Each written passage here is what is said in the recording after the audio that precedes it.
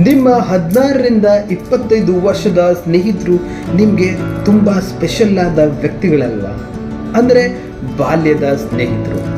ನಮಸ್ಕಾರ ಸ್ನೇಹಿತರೆ, ಇವತ್ತು ನಾವು ಮಾತನಾಡೋಣ ಬಾಲ್ಯದ ಸ್ನೇಹಿತರು ಯಾಕೆ ಅಷ್ಟೊಂದು ಸ್ಪೆಷಲ್ ಆಗಿರ್ತಾರೆ ನಮ್ಮ ಲೈಫಲ್ಲಿ ಅಂತ. ನಿಮಗೆ ಗೊತ್ತಾ, ನಾನು ಇತ್ತೀಚೆಗಷ್ಟೇ ಒಂದು ರೋಚಕವಾದ ವಿಷಯವನ್ನ ತಿಳ್ಕೊಂಡೆ.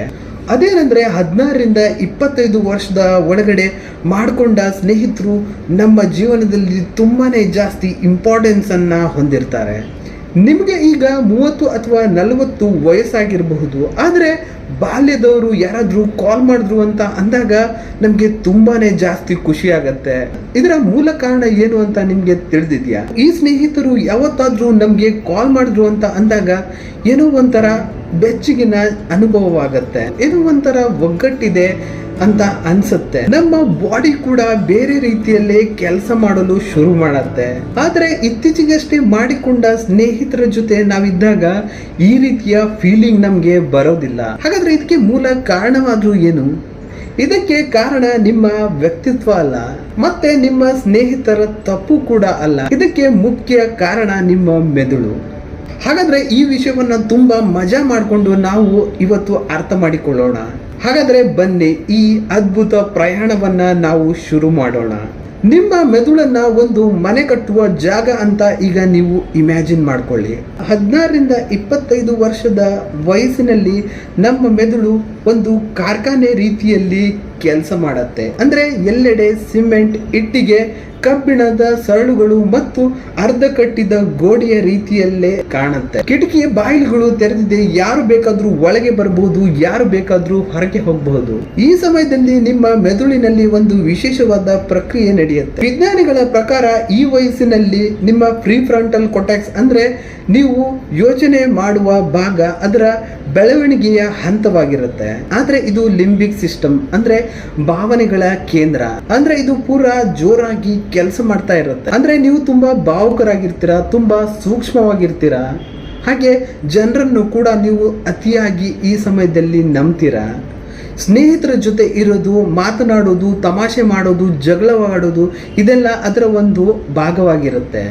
ಹಾಗೆ ರಾತ್ರಿ ಇಡೀ ಕಾಲೇಜ್ ಕ್ಯಾಂಟೀನಲ್ಲಿ ಕೂತು ಮಾತಾಡೋದು, ಹರಟೆ ಹೊಡೆಯುವುದು ಕೂಡ ಅದರ ಒಂದು ಅಂಗವಾಗಿರುತ್ತೆ. ಇವೆಲ್ಲವೂ ನಿಮ್ಮ ಮೆದುಳಿನ ಮೇಲೆ ದೊಡ್ಡ ಪರಿಣಾಮವನ್ನ ಬೀರ್ತಾ ಇರುತ್ತೆ. ಈ ಸಮಯದಲ್ಲಿ ನಿಮ್ಮ ಮೆದುಳು ಒಂದು ಪ್ರಶ್ನೆಯನ್ನ ಕೇಳ್ತಾ ಇರುತ್ತೆ, ನನ್ನ ಜನರು ಯಾರು, ನಾನು ಯಾರನ್ನ ನಂಬಬೇಕು ಅಂತ, ಹಾಗೆ ನಾನು ಅವರ ಜೊತೆ ಇದ್ದಾಗ ನಾನೇನಾಗಿರ್ತೀನಿ ಅಂತ. ಈ ಸಮಯದಲ್ಲಿ ನಿಮ್ಮ ಮೆದುಳು ಪಡೆಯುವ ಉತ್ತರಗಳು ಅವು ಅಲ್ಲಿ ಶಾಶ್ವತವಾಗಿ ಬದಲಾಗುತ್ತದೆ. ಹಾಗೆ ಒಮ್ಮೆ ಯೋಚಿಸಿ ನೋಡಿ, ಒಂದು ಮೃದುವಾದ ಸಿಮೆಂಟ್ನ ಮೇಲೆ ನೀವು ಕೈ ಇಟ್ಟಾಗ ಅದರ ಗುರುತು ಹೇಗೆ ಉಳಿದು ಬಿಡುತ್ತೋ ಹಾಗೆ ನಿಮ್ಮ 19ನ ವಯಸ್ಸಿನಲ್ಲಿ ನೀವು ಮಾಡಿಕೊಂಡ ಆತ್ಮೀಯ ಗೆಳೆಯ ಅಥವಾ ಗೆಳತಿಯಾಗಿರಬಹುದು. ಆತನ ಜೊತೆ ನೀವು ರಾತ್ರಿ 3 ಗಂಟೆವರೆಗೂ ಹರಟೆ ಹೊಡೆದಿದ್ದೇ ಬೇಕಾದ್ರೂ ಆಗಿರಬಹುದು. ಹಾಗೆ ಜೊತೆಯಲ್ಲಿ ಸಿನಿಮಾನ ನೋಡಿರೋದು. ಈಗಿನ ಸಮಯದಲ್ಲಿ ಮೊದಲ ಪ್ರೀತಿ ಏನಾದ್ರೂ ಫೇಲ್ ಆದಾಗ ಸಮಾಧಾನ ಮಾಡಿರೋದೇ ಆಗಿರಬಹುದು. ಇವೆಲ್ಲವೂ ನಿಮ್ಮ ಮೆದುಳಿನಲ್ಲಿ ಸರ್ಕ್ಯೂಟ್ಗಳಾಗಿ ಮಾರ್ಪಟ್ಟಿದೆ. ಇದಕ್ಕಾಗಿಯೇ ನೀವು 8 ವರ್ಷಗಳಿಂದ ಮಾತನಾಡದೆ ಇರೋ ಸ್ನೇಹಿತ ಏನಾದ್ರೂ ಕಾಲ್ ಮಾಡಿದಾಗ 90 ಸೆಕೆಂಡುಗಳಲ್ಲಿ ಅದು ಹಳೇದು ಅಂತ ಅನ್ಸ್ಲಿಕ್ಕೆ ಶುರುವಾಗುತ್ತೆ. ಮೆದುಳಿಗೆ ಆ ಸಂಪರ್ಕವನ್ನ ಮತ್ತೆ ಕಟ್ಟಬೇಕಾದ ಅವಶ್ಯಕತೆಗಳಿರಲ್ಲ, ಅದು ಈಗಾಗಲೇ ಗಟ್ಟಿಯಾಗಿ ರಚನೆಯಾಗಿದೆ. ಆದ್ರೆ ಈಗ ಒಂದು ಪ್ರಶ್ನೆ ಬರುತ್ತೆ, 25 ವರ್ಷವಾದ ನಂತರ ನಿಮ್ಗೆ ಏನಾಗತ್ತೆ ಅಂತ. ನಿಮ್ಮ ಮೆದುಳು ಈಗ ಒಂದು ರೀತಿಯ ಸ್ವಚ್ಛತಾ ಕಾರ್ಯಕ್ರಮವನ್ನ ಮಾಡಲು ಶುರು ಮಾಡುತ್ತೆ. ವಿಜ್ಞಾನದಲ್ಲಿ ಇದನ್ನ ಸಿನಾಪ್ಟಿಕ್ ಪ್ರೂನಿಂಗ್ ಅಂತ ಕರೆಯಲಾಗುತ್ತೆ. ಅಂದ್ರೆ ಮೆದುಳು ಇದು ಬೇಕು, ಇದು ಬೇಡ ಅಂತ ನಿರ್ಧರಿಸಿ ಬೇಡದ ಸಂಪರ್ಕವನ್ನ ತೆಗೆದು ಹಾಕುತ್ತೆ. ಇದರ ಜೊತೆಗೆ ನಿಮ್ಮ ಮೆದುಳಿನಲ್ಲಿ ಮೈಲಿನೇಷನ್ ಅನ್ನೋ ಪ್ರಕ್ರಿಯೆ ನಡೆಯುತ್ತೆ. ಇದು ನಿಮ್ಮ ನರಗಳ ಸುತ್ತ ಒಂದು ರಕ್ಷಣಾ ಕವಚದ ರೀತಿಯಲ್ಲಿ ಕೆಲಸ ಮಾಡುತ್ತೆ. ಇದರಿಂದಾಗಿ ಮಾಹಿತಿ ವೇಗವಾಗಿ ಸಂಚರಿಸುತ್ತೆ. ಆದ್ರೆ ಹೊಸ ಸಂಪರ್ಕಗಳನ್ನ ರಚಿಸುವ ಸಾಮರ್ಥ್ಯ ಸ್ವಲ್ಪ ಕಡಿಮೆಯಾಗುತ್ತೆ. ಇದನ್ನೇ ನಾನು ಮುಚ್ಚಿದ ವಾಸ್ತುಶಿಲ್ಪ ಅಂತ ಕರಿತೀನಿ. ಈಗ ನಿಮ್ಮ ಮೆದುಳು ಪೂರ್ತಿ ಕಟ್ಟಿದ ಮನೆಯ ರೀತಿಯಂತೆ. ಗೋಡೆಗಳು ಕಟ್ಟೆಯಾಗಿದೆ, ಕಿಟಕಿ ಬಾಗಿಲುಗಳು ಜೋಡಿಸಾಗಿದೆ. ಹೊಸಬರಿಗೆ ಸ್ಥಳ ಇಲ್ಲ ಅಂತ ಅಲ್ಲ, ಆದ್ರೆ ಅವರನ್ನ ಒಳ ಬಿಡಬೇಕಾದ್ರೆ ಅವರಿಗಾಗಿ ಹೊಸ ಕೊಠಡಿಯನ್ನ ಕಟ್ಟಬೇಕಾದ್ರೆ ಸ್ವಲ್ಪ ಎಚ್ಚರಿಕೆಯ ಮತ್ತು ಶ್ರಮದಾಯಕ ಕೆಲಸವಾಗಿರುತ್ತೆ. ಅಂದ್ರೆ ಇವರನ್ನ ನಮ್ಮ ಲೈಫ್ ಅಲ್ಲಿ ಇಟ್ಕೋಬೇಕಾ ಬೇಡವೋ ಅನ್ನೋ ಒಂದು ಕನ್ಫ್ಯೂಷನ್ ಸ್ಟೇಟ್ ಅಲ್ಲೇ ನಾವು ಇರ್ತೀವಿ. ಹಾಗಾದ್ರೆ ಇದನ್ನ ನಾವು ಒಂದು ಉದಾಹರಣೆಯಿಂದ ತಿಳಿದುಕೊಳ್ಳೋಣ. ಒಂದು ಚಿಕ್ಕ ಮಗು ಹೊಸ ಭಾಷೆಯನ್ನ ಕಲಿಯುವುದನ್ನ ನೀವು ನೋಡಿರ್ತೀರಾ. ಅದು ಆಟವಾಡ್ತಾನೆ ಪ್ರಯತ್ನ ಮಾಡಿ ಅದನ್ನ ಕಲ್ತ್ ಬಿಡತ್ತೆ. ತಪ್ಪುಗಳ ಬಗ್ಗೆ ಭಯವಿಲ್ಲ, ಹಾಗೆ ಯಾವುದೇ ರೀತಿಯ ಸಂಕೋಚ ಕೂಡ ಆ ಮಗುವಿನಲ್ಲಿ ಇರಲ್ಲ.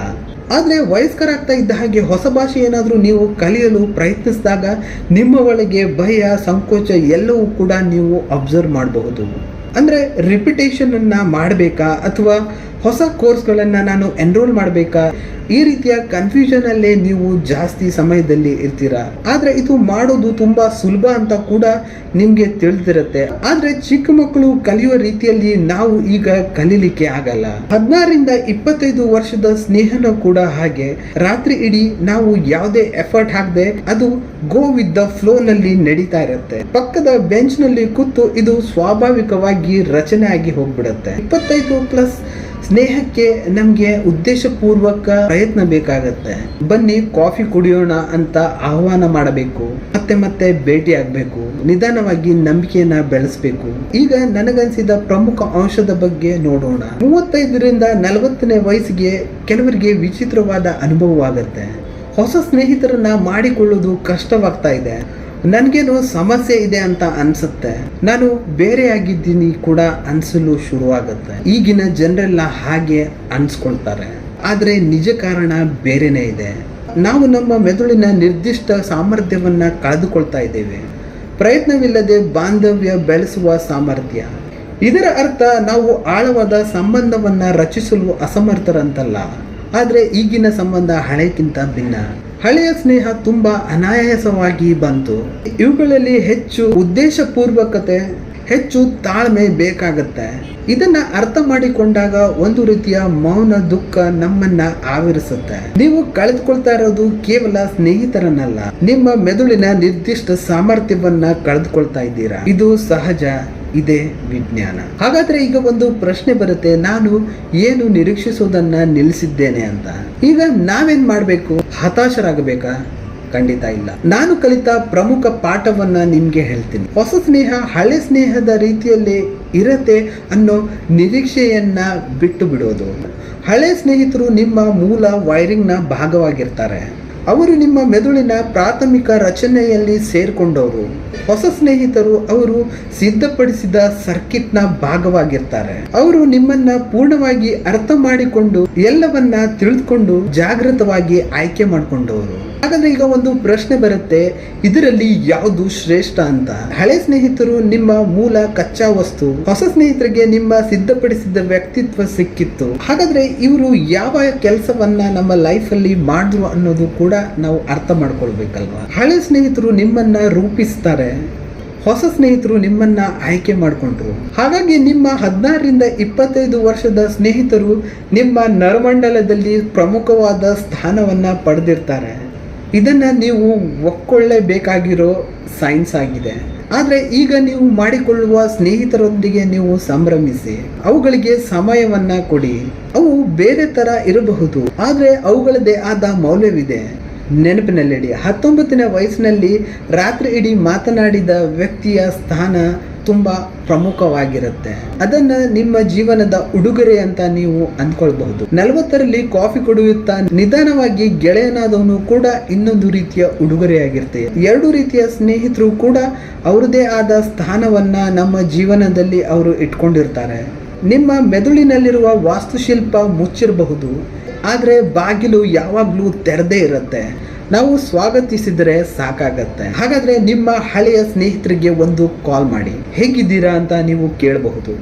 ಅವರ ಧ್ವನಿಯನ್ನ ಕೇಳಿದ ತಕ್ಷಣ ಆ 90 ಸೆಕೆಂಡ್ನ ಮ್ಯಾಜಿಕ್ ಅನ್ನ ಅನುಭವಿಸಿ. ಹಾಗೆ ನಿಮ್ಮ ಹೊಸ ಸ್ನೇಹಿತರಿಗೆ ಒಂದು ಮೆಸೇಜ್ ಅನ್ನ ಕಳಿಸಿ, ಬನ್ನಿ ಈ ವಾರ ಕಾಫಿ ಕುಡಿಯೋಣ ಅಂತ. ಎರಡು ಸ್ನೇಹಗಳಿಗೂ ನಿಮ್ಮ ಮೆದುಳಿನಲ್ಲಿ ಅದರದೇ ಆದ ಸ್ಥಾನ ಇದೆ, ಅದನ್ನ ಬೆಳೆಸಿ. ಈ ವಿಡಿಯೋ ನಿಮಗೆ ಇಷ್ಟ ಆದ್ರೆ ಲೈಕ್ ಮಾಡಿ, ಕಮೆಂಟ್ ಮಾಡಿ ಮತ್ತು ಆದಷ್ಟು ನಿಮ್ಮ ಹಳೆಯ ಮತ್ತು ಹೊಸ ಸ್ನೇಹಿತರೊಡನೆ ಈ ವಿಡಿಯೋನ ಶೇರ್ ಮಾಡಿಕೊಳ್ಳಿ ಮತ್ತು ಖುಷಿಯಾಗಿರಿ. ನಿಮ್ಮ ವ್ಯಾಲ್ಯೂಬಲ್ ಸಮಯವನ್ನು ನನಗೆ ಕೊಟ್ಟಿರೋದಕ್ಕೆ ಧನ್ಯವಾದಗಳೊಂದಿಗೆ ಶುಭ ದಿನ.